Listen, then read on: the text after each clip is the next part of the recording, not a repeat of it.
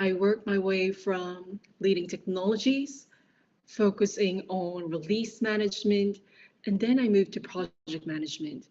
I moved to Singapore, and that's where I moved into private banking and wealth management. I also worked in investment banking at JP Morgan. And then I went back to wealth management at Credit Suisse. I was part of a digital transformation of what our wealth management clients use for their banking. So we were launching this app back then at Credit Suisse. And with the success of that, we were moving from waterfall to agile and upgrading our technical stack. So we wanted to move and lift and shift that technology into our other regions. So I then worked at New York and tried to build a team, move from waterfall to agile, build a tech stack. And then I also moved to London. Every year, because of the success of launching our digital app, I worked in deploying it to another country every year, to Spain, to Guernsey, to Italy. And then recently, I'm at Citi. I now look not just on digital transformation, but the entire platform development and innovation for EMEA. And I was also leading the global sales force for investment and analysis at Citi. And that comprises like key skills on program management, on your technical skills, on connecting with people, especially, so soft skills. And for those of you that don't have a finance background, don't let that stop you from entering into wealth management, because I also didn't have a finance background, but it's more of demonstrating how you add value to wherever you are in which organization or industry. Wonderful. Thank you so much for that background. And you've worked for some very, very big companies. Yeah, and you learn a lot as well, different culture, different paces.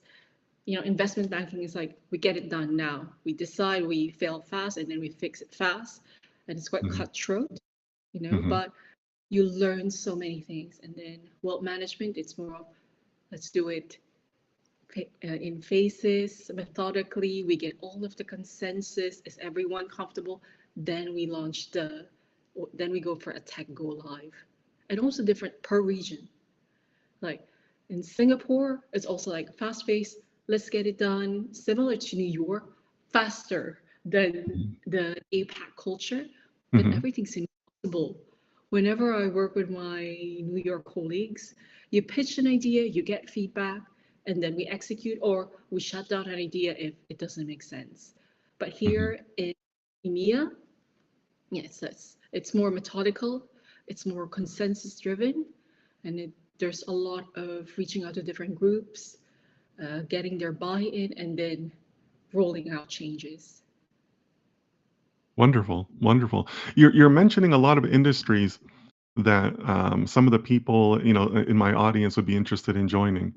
So, what is some advice that you would give in terms of what are some of the best traits that you've seen in first year and second year analysts? Because I know that, over your career, you've also managed a lot of people. So, what would you say are some of those like really top traits that you've seen for people that are, working for you or just kind of coming into the industry overall? Sure. Put your hand up. Even if you don't know what a task is, volunteer for it. Don't wait for you to be a senior person, for you to lead something. You know, back then at Hewlett Packard, where I started my career, it's so encouraging that they let first year and second year analysts to lead an entire, like, we're going to train executives on presentation. And then you just learn the entire topic, and then they give you the platform and they coach you along the way. So people are going to be invested in seeing your growth. So put your hand up, be curious. Don't shy about thinking, oh, this might be a stupid question. Or they might think that I'm not fit for here. Why am I asking this? Go for Hmm. it. People are going to be more encouraged to help you, also Hmm. because you took interest on asking question. Yeah. And it also gives people an opportunity to share, to Hmm. give back, to teach. It's a very good feeling. Hmm. So raise your hand, ask for questions, and if you don't know yet, if you started your career, you don't know what the career trajectory you wanted to take as many changes or many roles as possible. As you start your career, focus on what can I learn? Am I enjoying this? If it's Hmm. too difficult, then how is this improving me? How is this building my character? Yeah. Don't just look at technical skills, also look at soft skills. And as you build your first, second year, then think, okay, what are my transferable skills that I can now use if I wanted to pivot into another industry, another role? Yeah, just it's also forgiving on your first and second year. So take it, apply Hmm. for as many opportunities, put your hand up, lead as many initiatives, projects or program, or start any initiative you want. If it's not yet there, if you think that there's a problem, then do that. And maybe I also recall like we both know this person. There was an analyst who were working with me, and then she told me, "Oh, I want to work on my presentation skills." Hmm. And so tell your manager or tell people what you want, and they will help you. So she told me that, and I said, "Okay, let me give you the opportunity. Let me give you the Hmm. platform."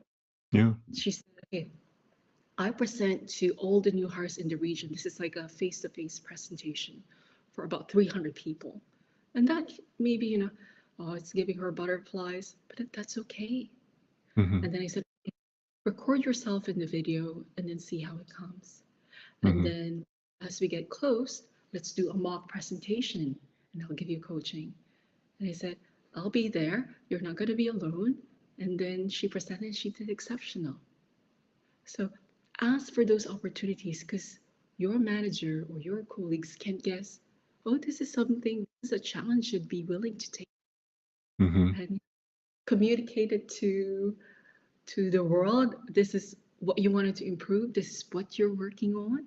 And Yeah. people will want to collaborate and support you. Yeah, I agree. I think you're hitting on some key points there where it seems counterintuitive earlier in your career, like, oh, I better not ask a dumb question or anything, but it actually makes your colleagues feel better when you're asking things because not is it only just showing interest, but you're willing to accept that the person doesn't know any better or just needs help. So in a way, it helps you just kind of ask questions and just it's better all for everybody, not just for you. And sometimes, especially not even for a first or second year analyst, when you start a new job Mhm. and when you ask questions, you'll be surprised that you're not the only one who doesn't know the answer. Yeah. Some people who have been there might also know why did we do it that way? They just Mhm. accepted that this is how it's going to be done. Then when Mhm. you pose those questions, then it sparks thinking. Oh, actually, yeah, maybe there's another way to do it.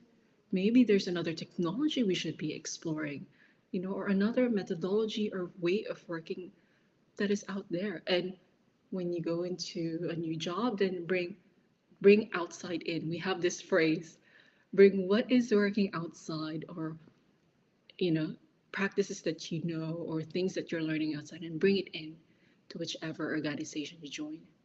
Mhm. For sure, for sure. I think that's some good advice there.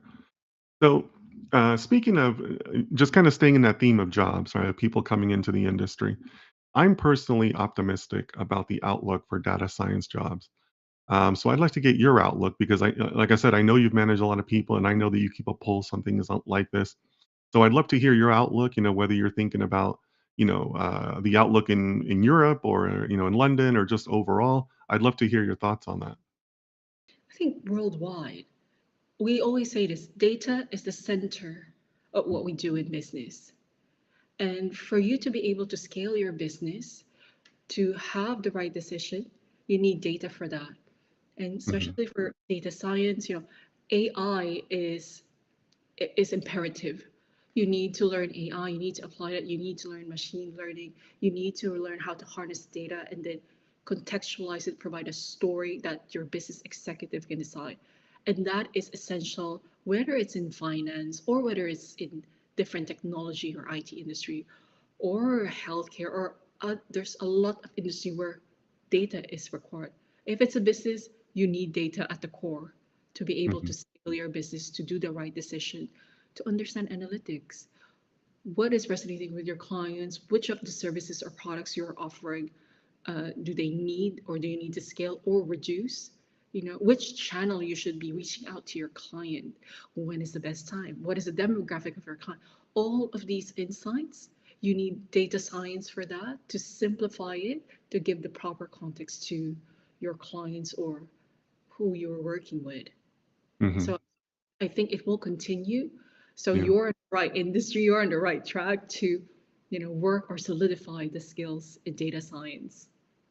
Well, that's great. That's good news for all of us, for sure. So, as a reminder, guys, if you're in the chat, Lauracel will be taking your questions. So, start lining up your questions in the chat and let it, if you have really anything that she's spoken to or other things you're curious about, feel free to put them in there, and then I'll guide the discussion from there. So, Lauracel, one more thing I wanted to ask you. Um, I think that people like hearing about challenging projects or challenging times that maybe you had in your career or in a particular scenario or whatnot, because we're all kind of intimidated by things like that happening to us. So it's always good to hear about how people overcame tough challenges. Is there a particular project or time that you'd like to share with us as far as a difficult challenge and how you overcame it? Sure. There was one specific program that I was leading, and we are going to launch a digital platform to multiple locations in the region. And with that comes different stakeholders who are all senior, and I have to steer this group to make a decision so that we are able to go live. Hmm. And they have competing agendas. Somebody wanted to go live ASAP or at an earlier stage because they have a regulatory requirement to meet, but Mm. others can't afford to wait because they wanted, a product that has more feature offerings. And how do I balance that?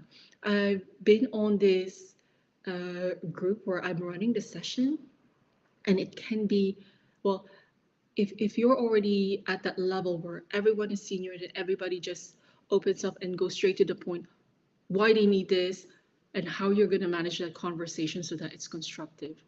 And some of them can be quite sharp in Yes. delivering what they're asking for, and also Yes. sharp in rejecting that it's just not going to fly. Hmm. So how do I best handle those situations? Well, I take a step back and not personalize things, because it Hmm. can be, hurtful with, oh, why is this person or that person or multiple person at the same time all complaining, all Hmm. pushing back. I think quite you were humans, we can be emotional, but just take a step back and take it as points. This is what you're asking for, and then just respond constructively, whether it's below the line. We just don't have enough resources or time to be able to achieve that. But I'll park it, and then we'll do a change management process to tackle it, or have more analysis or conversation to take it forward. Well, Hmm. it takes practice. And if you don't know how to respond, it's also okay. Hmm. And, and then what helps me a lot on those tough situations, if I know I'm going to host a tough meeting, Hmm. I do all my pre-meetings and my pre-actions per stakeholder, especially if different characters. Is this a person that champions me or champions the program that I'm launching? Is this person pushing back? Then what is the reason? How do I offer a solution for that? This person, not interested, but I actually need to engage that stakeholder, because Hmm. that stakeholder, department head, whichever, is critical to the success of the program. Then Hmm. you make a plan, you make your stakeholder list and create how are we going to engage them in the best way? What do we offer them? How do we communicate? And then you act on it. And when you say something, you make sure you deliver what you promised. Hmm. Integrity is important. And if you can't, it's also okay. Just be honest and tell them, and always communicate. It's not possible in the timeline, but here's what we're going to do. Or it's not possible ever because, I don't know, the technology landscape of the entire region is not going to support that, or it's not in any of our product roadmap in the future. It's Hmm. an we can consider, but it's not likely that's going to be done in the next 3 years. Yep. Have the transparency, and you are going to gain this as you gain experience. You're going to gain composure, but for Hmm. you to get to that, put yourself out there. Be nervous. It's Yeah. okay. Have that fear in you, but just have a seat at the table and start doing it. Action speaks volume. Hmm. Even if it's not perfect, it's not spectacular, it's not good, you're going to get to good. Just keep on Right. doing, refining, learning, and then offering your best. I, So, I love that advice. Love that advice. Sometimes easier said than done, to keep your composure in those situations. And I think, you know, people later on in their careers, they all have those stories where they got beat up in a meeting, right? I know I certainly have mine, right? But yeah, I mean, it's just one of those things where, you learn a little bit after everyone, even though it might hurt, right? You learn a little bit, you build a little bit tougher skin, and you keep moving forward. But as a young person, it can be hard to understand that, somebody early in their career. But I definitely hear, those points from you, and I certainly agree. definitely. And I also recall, I think it's important you have your mental health solid whenever oh, there's going to be a tough meeting or conversation that you're going to have. Because I remember this. There was this time where I'm going to have that top meeting anyway. I'm going Hmm. to meet all of my front office stakeholders and I'm going to present what we made and I'm going to seek their sign off. But at that time, for some reason, I'm not in a good mental state. And when you're in that state, I cannot regulate my emotions.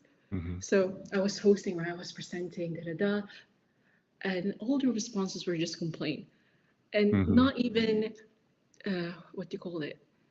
Complaints that are significant. It's like, I don't like this button, or this is not, the user experience that I've asked for.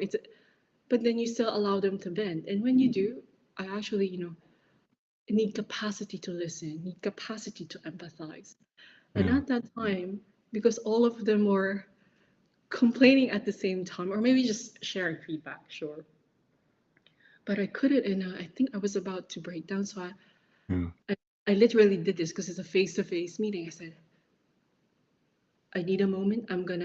I think let's reconvene this meeting at another schedule. And I packed up my laptop from the table and then gathered myself and then exited because I think I'm gonna cry on that meeting because it's Sure. just Sure. too much. And I'm Yeah. the type of person as well, like when somebody's complaining, I'm not gonna match your energy. Hmm. It's not gonna be a constructive way for me to respond. We're not gonna solve anything because I'm not in a place to listen. Hmm. And then I went back to my desk and I just like, wow. And my body just started receiving all of the energy that was given to me. It's like, that was quite intense. And yeah, my body just like, Yeah. and I did start crying in the office because it's just like, I couldn't regulate my emotions. So look after yourself. You Hmm. know, we are also humans. And shared with my boss at that time, it's like, this is just too much. And it's so sweet. I had a colleague who was one of the attendees of that meeting. He went by to my desk and gave me a pack of gummy bears. It's like, and I was crying at that time. And it's like, how do you deal with someone who's showing that emotion at the work? Hmm. And he dropped it at my desk and then also just like silently left because when he passed and I just did this. It's like I just need a moment to Hmm. feel because it's quite intense and Sure. then take a step back again and then maybe rest and then reflect and also ask for help. I told my boss at that time that I think I need to set the tone for what behavior we have for Hmm. such meetings.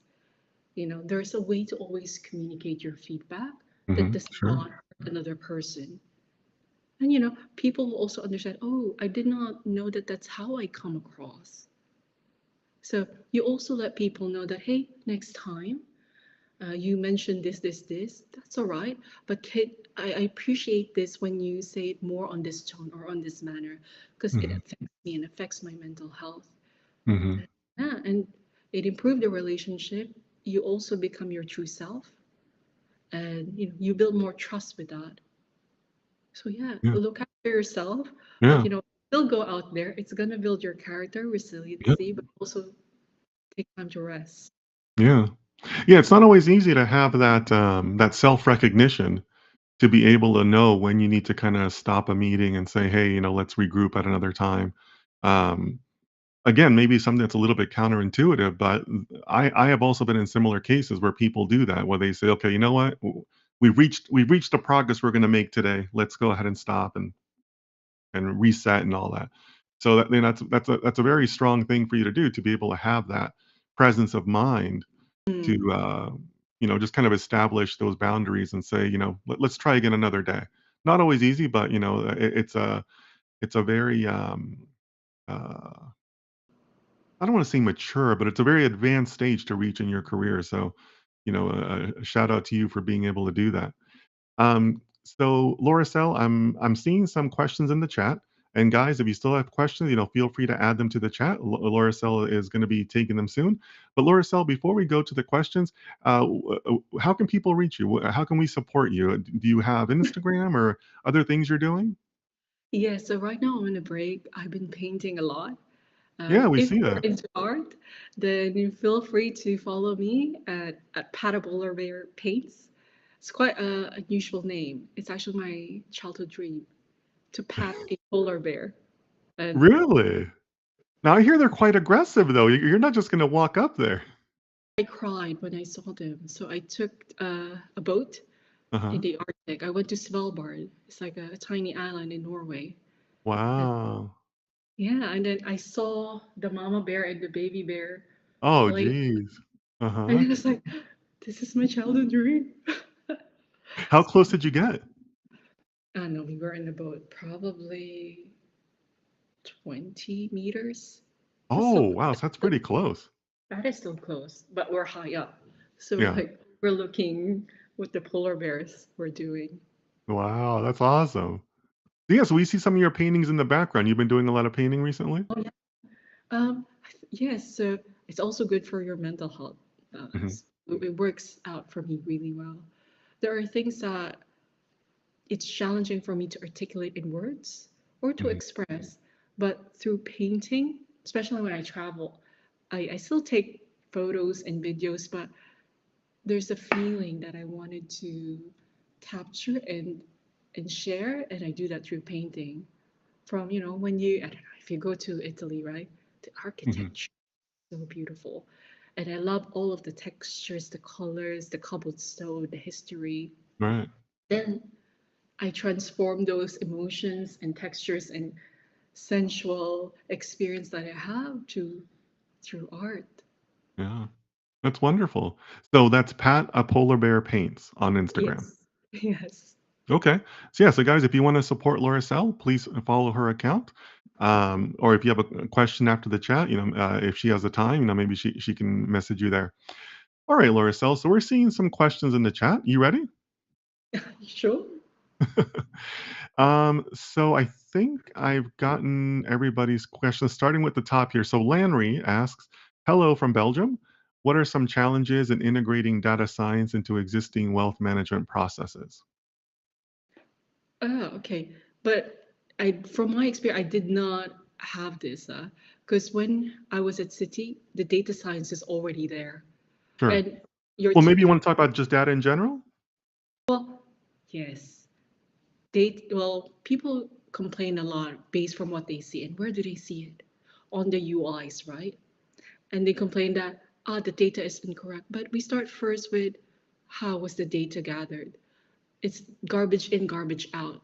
So I Hmm. think you start with educating people how to enter those data and to what is the correct syntax for entering it, the frequency for entering, because it's what you input into it, and that's also what's gonna be exposed to whatever analytics or dashboards that you produce.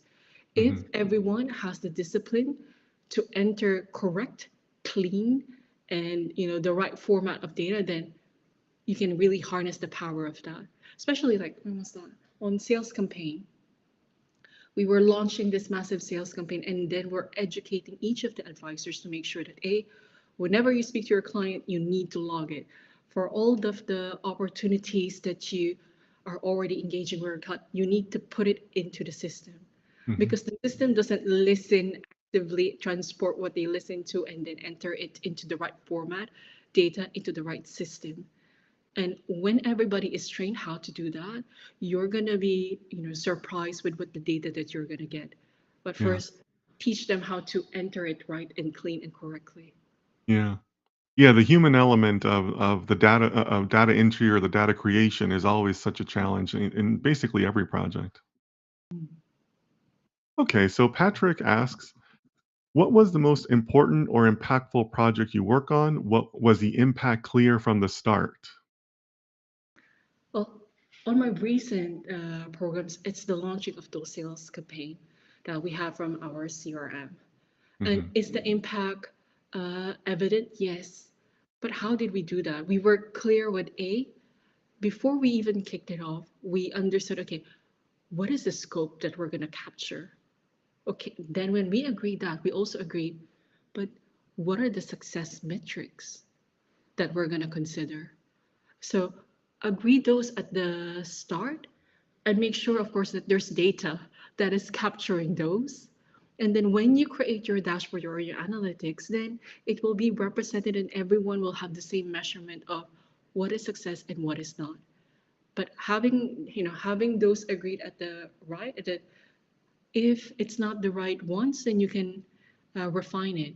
But it's so, uh, I also realized that when we start producing this Hmm. analytics and insights, people start to get competitive.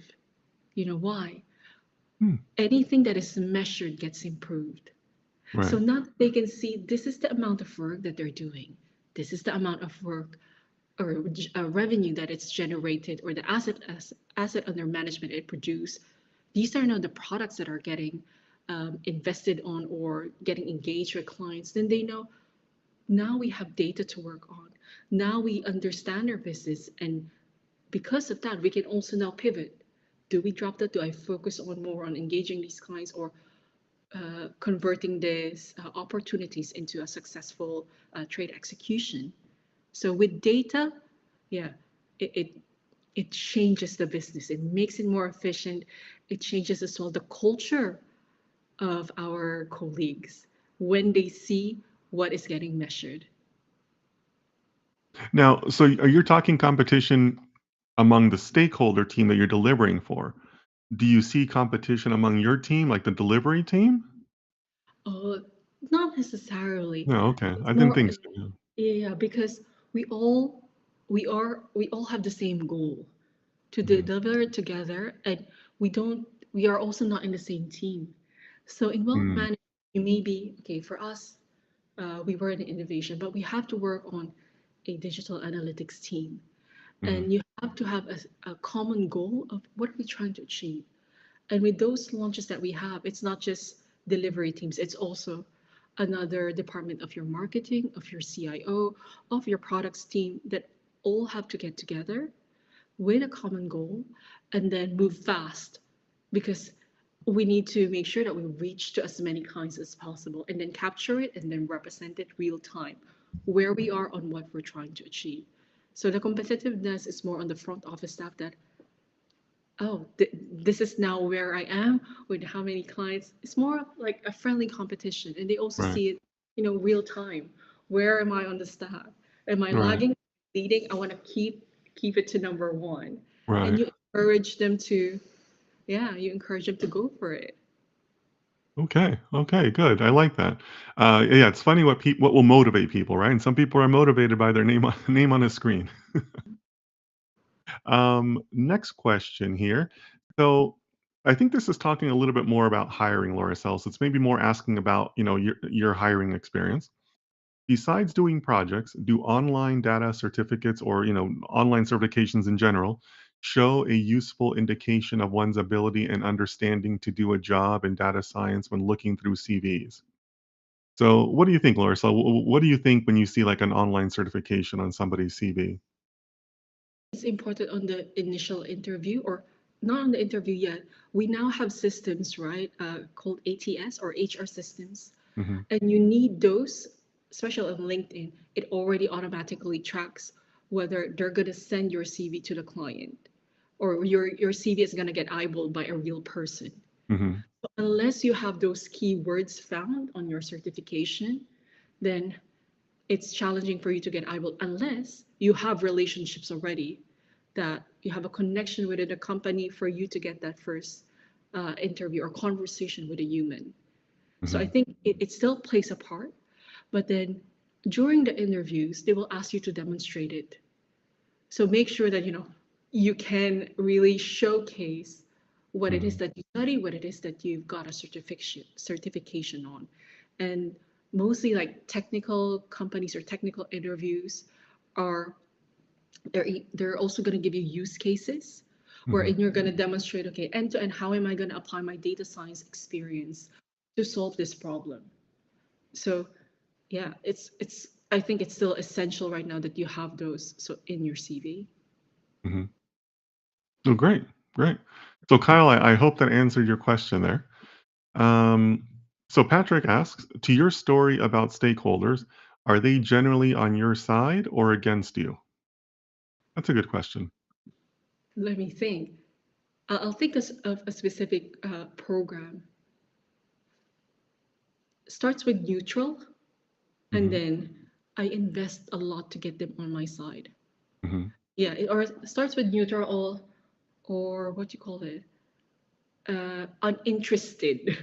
Not Okay. even Yeah. pushback. They're just uninterested. I have, you know, things that I'm working on that my team has to work on. Why do I need to give you my time? Hmm. And when you start building on relationship, how do you build a relationship? You give value.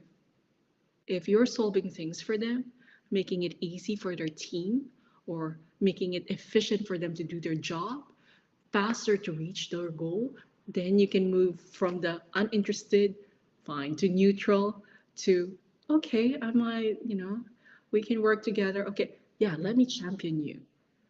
So keep providing value and keep solving things. Yeah. Great. Great. And if you don't, sometimes it can turn a little bit more adversarial or a little bit more negative. Yeah. So Rohan asks, how do wealth management and data science work with each other? I.e., how does data science help wealth management? Well, in a lot of ways. Why? So in wealth management, there's a huge amount of data. And how do, let's take front office, right? Front office are the ones who are reaching out to clients to offer them investment advice. But which investment advice? How do they structure it? How Hmm. do they manage the risk of those clients? And how do those advisors make, you know, a data-driven decision of what investment product will fit their client based on their knowledge and experience. So data science help contextualize and make it easy for the advisors to understand, okay, for this client, these are the parameters that I need, and then it helps build that story for them to act and be able to do their job. Because there's a lot of data out there. And if it's not organized, if it's not presented in a form where people or the advisors or the executive can understand what is the data telling me, what is the Hmm. story, what is the next step, then how can they run their business? How can they make clients invest if they can understand that? This is how your portfolio is performing. These are the potential investment product based on your risk profile. They cannot do that manually. They need to be a technology to support it, and data science is critical on enabling that or giving that insight to the advisors. Yeah, wonderful. I think you're highlighting a lot of the current use cases, and I'm also optimistic that there's still a lot more use cases that can be solved. Data science and wealth management, I think, is still a growing field. Plenty of problems or pain points out there that can still be solved. But thank you for that. All right, I'm going to look down at some of the other questions. Thanks to Patrick and Rex for keeping the chat a little bit organized for me. Thank you so much.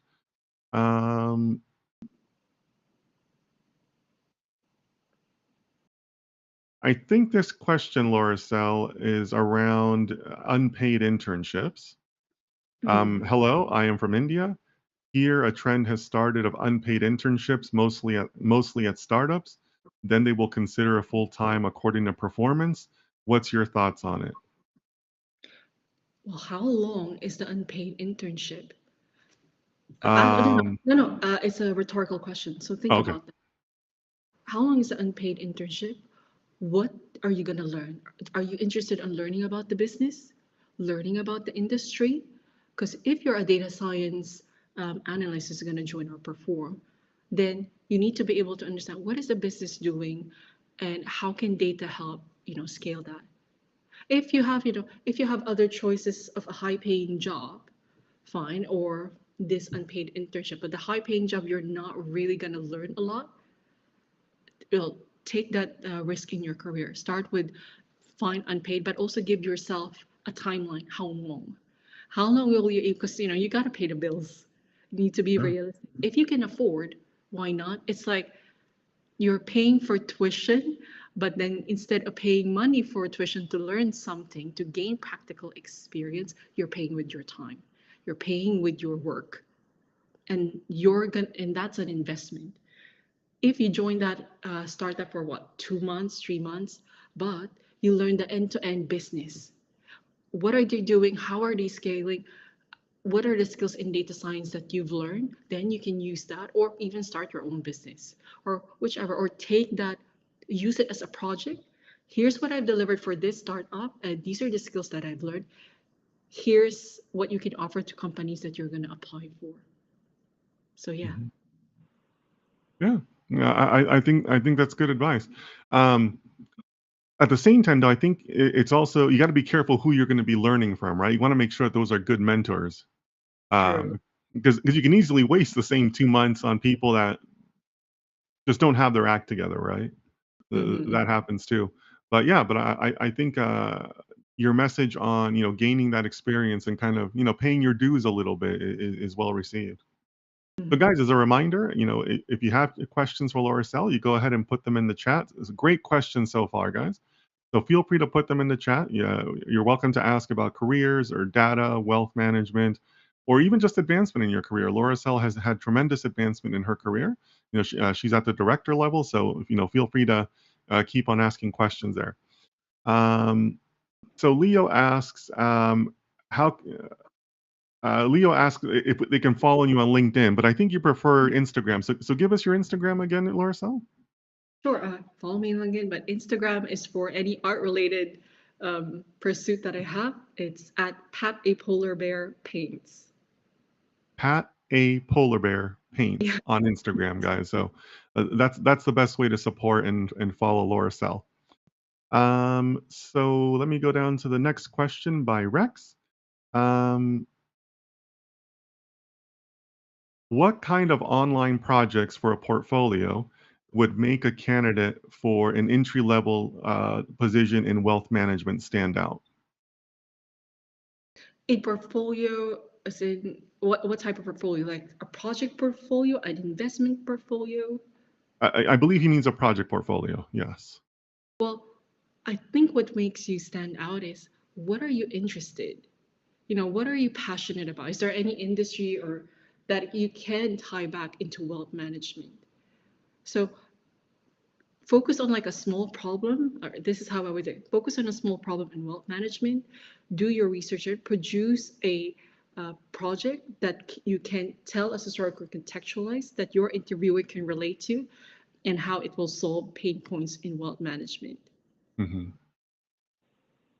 Okay, that's an interesting intersection to take your personal interests and develop something of that, but still address it towards something specifically within wealth management. Yeah, well, there's a lot of commonalities. It's like and Hmm. make it like a story that they can relate to and that they can picture what you did, integrated or related to how they're going to solve their problem in wealth management.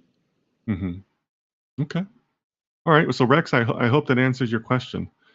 Um, Joseph asks, how will the wealth management industry be impacted by AI in the future? Where do you see that going, Lauracel? I think it's now. Hmm. We need to be, yeah, wealth management need to maximize AI now. Say, for example, an advisor, right? An advisor has what, 30, 40 clients. How can that advisor scale and call or reach or deepen the client engagement that they have for all of those? When you have AI, uh, we have this like fintech that who was demoing to us that they can contextualize at the start of your day. It can already show you, hey, Lorasol advisor, for your 40 clients, here are the top 5, 10 clients that you should be calling today. Why? Hmm. Based on the recent news or market data events, here's how it's impacting their portfolio. Here are the opportunities that you can discuss with them. And this is, I don't know, if you can use a portfolio rebalancing and understand that if we change the allocations of their portfolio based on these market events, and these are then the probable profit and loss or risk exposure that they're had, and then you can reach out to your client. Without AI, you can use, multiple different tools, but you still have to work for it yourself. But that's why you need to maximize AI now to make yourself efficient to scale your business. And if AI is not yet integrated into the company, well, there's nobody stopping you. Learn. There's a Hmm. lot of courses out there.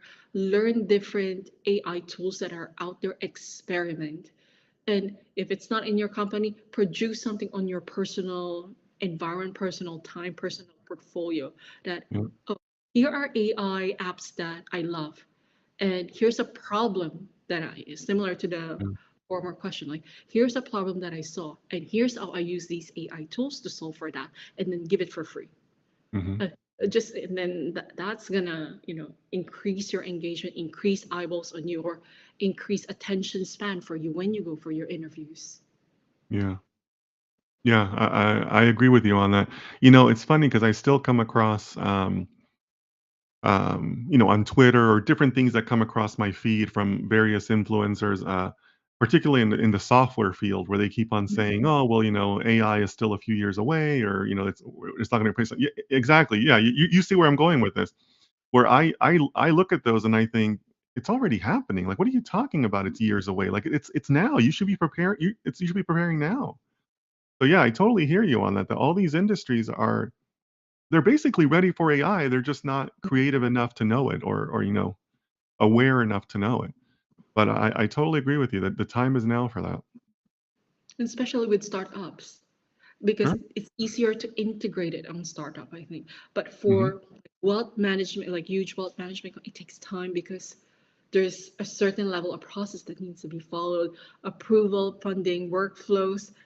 It takes time to really integrate it. But if you're in a smaller company or in your personal time, learn as much already. Hmm. Yeah, I agree with you. Yeah, the startups give you that more of that flexibility to be able to shift from product to product and what you can't always do that at a large company. So I hear you on that. There's definitely an advantage there for the startups. So Patrick asks, have you hired or onboarded any recent graduate PhD students? Who excelled and why? Who failed and why? I don't think the person has a PhD. And yeah, I wanted to ask as well, what is the reason are you taking your PhD? Or what was the rationale of the question? I believe that Patrick is somebody who is in the later stages of a PhD program. I So he's see. looking into, going into the work world. So that's why he's asking the question. Well, this is my perception. I have friends who have PhD, and it is a lot of investment. And those friends I have are successful in what they're doing. They're not in wealth management. Actually, the friends I have are in. She's a scientist, so but she is passionate about that topic, Hmm. on on healthcare, and she's not doing it for money. Well, it's great that money comes in, no, but that's not the primary driver. She wants an intellectual challenge, and of course, it's going to help her in career, but do it not for, I don't know, so that you have an entry point on whichever door you wanted to have. Because I don't think PhD is a mandatory, uh, you know, Mm, credential for you to get where you want to be. mhm. Yeah, I agree. That's challenging because obviously there's still, math PhDs out there and physics PhDs. And there was a time in data science where you would look for those folks, but there's been a variety of changes to the landscape where that's not really where people put their priority anymore. The hiring priority, I should say. Mhm. So it can be a tricky thing for PhDs to get out there because maybe that time was very strong when you needed a PhD, but now that requirement has definitely lessened. So how do you present yourself in a constructive way that's still hireable, I guess you could say? Yeah, produce something. Whether it's master's or PhD, produce a product that people can leverage, that people can use, that will add value to people, I think. Yeah. And then Yeah. when they see that, then they can, see how you fit into whichever company, industry that you're applying for. Yeah. For sure. Yeah. Yeah, definitely have to show that you can carry that academia into something tangible, right? Something that you can display and show and whatnot. But I definitely like your points there. Okay, so I see a couple of questions in the chat, but will I give you guys some time to build up more questions in the chat, or maybe kind of think about some of Laura Cell's answers? You have any follow ups? Laura Cell, I think you might have also had some questions. Yes, I do have a question for you. So right now, there's a lot of technologies, Dennis. So how do, analysts, or not even analysts, everyone keep up to date with AI, machine learning, data science? Is what advice will you give for us to not get overwhelmed? How do we upskill? Which one do we prioritize? Yeah, Yeah, what is your take on it? yeah, that's difficult for sure. Um, what I like to tell people, I guess two things come to mind. Um, One, it takes work to keep up with the latest changes, but you don't have to follow every trend, right? There are still some tried and true tools and concepts and studies that are going to get you to where you need to go. So that's the first part. You kind of have to find this balance where you obviously can't ignore the new developments, but you Mm-hmm, can't chase the latest and greatest all the time, right? Both of those are mistakes. So you got to stay somewhere in the middle, and you got to distinguish what you're just kind of taking in as news and general information mm-hmm, versus the things that you want to act on. And then the second thing along with that is also the understanding that um, use the right tool for the right job, right? In data science, there is no old algorithms or newer algorithms. There's just different techniques, different tools. mm-hmm, So a big part of the battle is just being able to determine uh, what is the type of problem you're looking at. How can I provide the best impact, and what is the tool to create that impact, right? mm-hmm, And that could be an older algorithm or a newer algorithm. It doesn't matter. It's the right tool for the job. So those are the two things that come to mind. Um, and also, I guess, like a little add-on to that is take the time to verify things for yourself. With social mm-hmm, media and everything else out there, it's so easy to say, "Oh, that's the hot new thing. Oh, it works great. It does." But did you try it yourself? Did you actually go out and do it yourself? Did you verify that for yourself?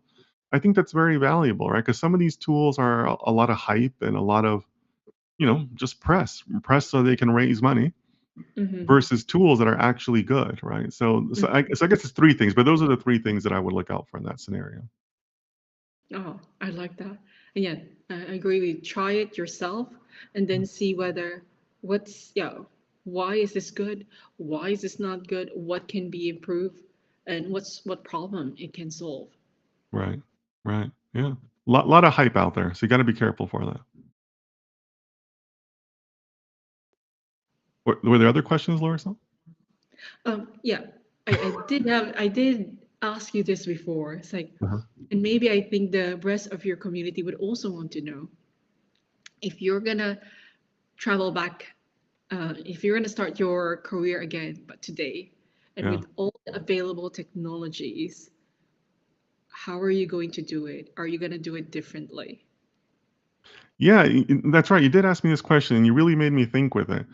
Um, I think that I would still end up where I'm at now, maybe just taking a couple of different career turns. You know, like for example, somebody gave me the advice when I was younger about, don't do things for money, don't take a job for money because that's just going to lead you to bad things. And I did Mm-hmm. that once in my career and I kind of regret it. So that person was right. And so that's probably one of the few changes that I would make in my career where, there were a couple of job changes where I thought, I'd like a redo on that one. But, you learn from every experience. But overall, I really enjoy what I'm doing now. I Mm-hmm. see some career paths that I thought I would have enjoyed that I wouldn't have or I wasn't ready for. I think when you and I spoke, I gave you the example of being a lawyer. There was a time in my Yes. life where I thought I'd be a good lawyer, but I probably wasn't ready for it at that particular period in my life. I think I'd make a great lawyer now, but I'm not going to go back to law school or anything. But Mm-hmm. but yeah, but I think it's just kind of finding where your maturity and your readiness match up with your interests. That's not always going to match up. I was interested in the law, but I wasn't ready for it on other factors. Mm-hmm. Yeah, So I think, but overall, I would just do the same things because I'm very proud of the career I've had. Just because there's things that maybe you want to redo on doesn't mean that you regret anything, right? that is true. So And yeah, so that's kind of like what I would think. Just there's some regretful things, but I would still end up, what I'm doing now. Yeah. well, you're doing great. So Well, I appreciate that. Thank you so much for that. We have one more question, Lauricel, if you don't mind, before yes, we wrap up. So Michael asks, are quants in the wealth management industry, and how important or related are they to the industry? We have a couple people in the chat that are interested in a quant career. So maybe if you want to speak to that generally, what do you think, Lauricel? well, the answer is I don't know. So because I've never really worked with quants, Yeah. my experience on quants are they're mostly in investment banking, but I'm pretty sure that it can also be applied in wealth management. How Yeah. about you? Yeah, we did have a couple in the New York office.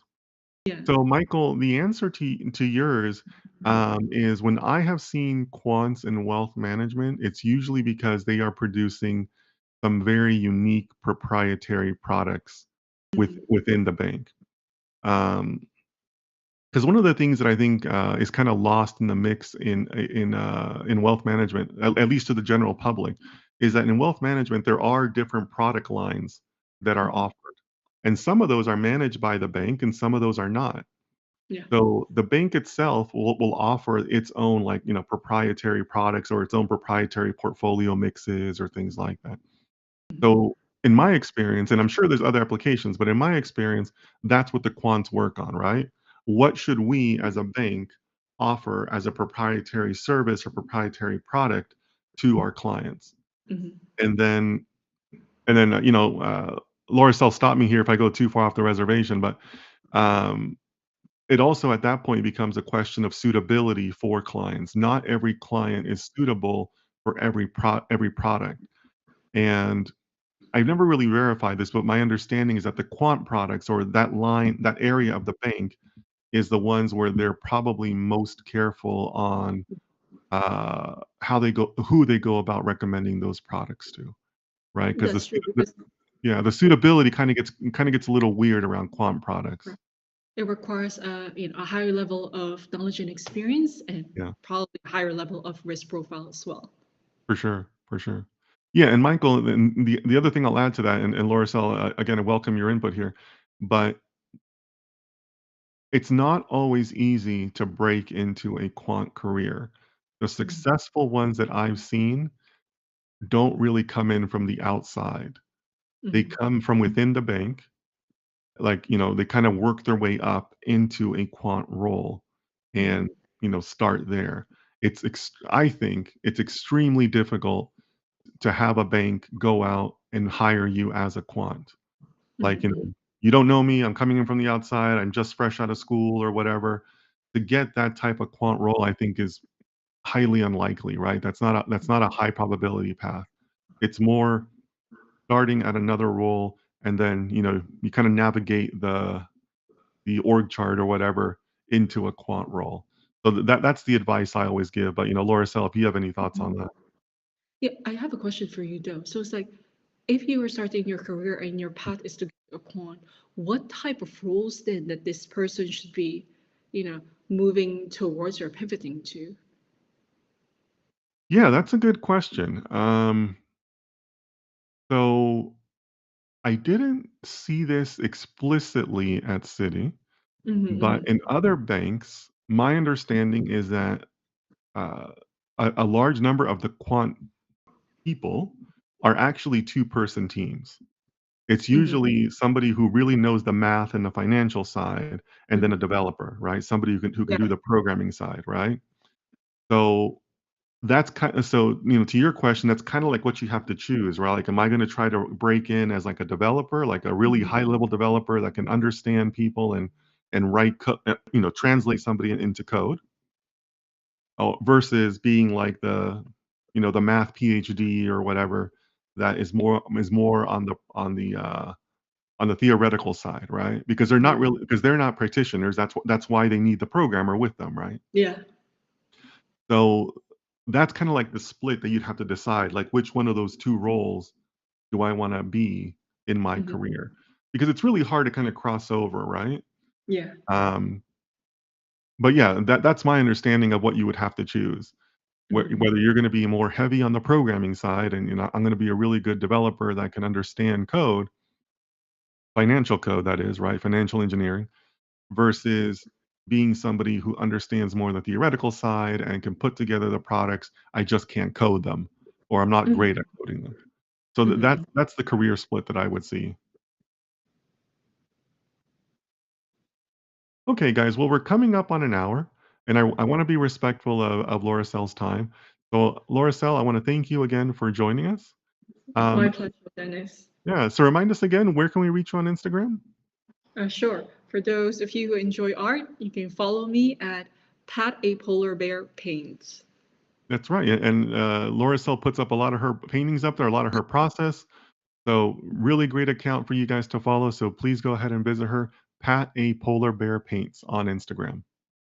Fantastic. Thank you, Dennis, and it's lovely Yeah. to meet the community. Thanks so much, Laura Sal. I hope you enjoy the rest of your day. And for the chat, I'll see you again on my regular live streams, but thank you for joining us. Thanks, everybody. Liz, bye.